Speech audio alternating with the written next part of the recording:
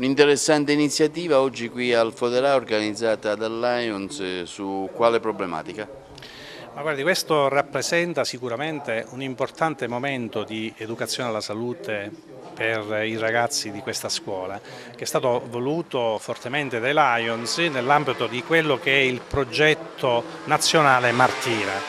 Questo progetto nazionale Martina si rifà proprio a una ragazza, la Martina, che contrasse e morì per un tumore alla mammella e lei si rese conto di quanto importante potesse essere l'informazione a tutti i ragazzi su come prevenire l'insorgenza dei tumori. Oggi in particolare abbiamo parlato io dei tumori della mammella, il dottore Di Stefano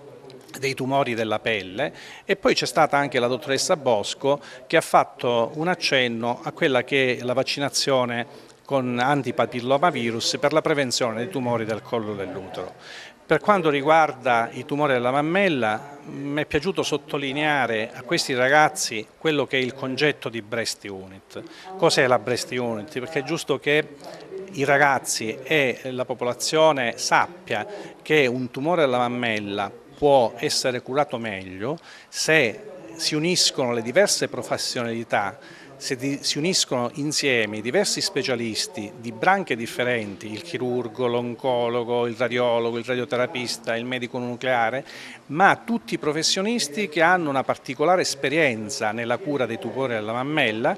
e che quindi possono dare il massimo confrontandosi e garantendo un percorso diagnostico terapeutico assistenziale di eccellenza alle donne che si ammalano di tumori della mammella nella nostra provincia. Noi stiamo portando avanti con la nostra azienda questo progetto di Breast Unit che è stato anche finanziato di recente nell'ambito di un progetto nazionale e ci auguriamo di poter regalare il prima possibile alla provincia di Agrigento una Breast Unit, cioè un centro di oncologia seno-oncologica che ci possa fare l'eccellenza in questo campo.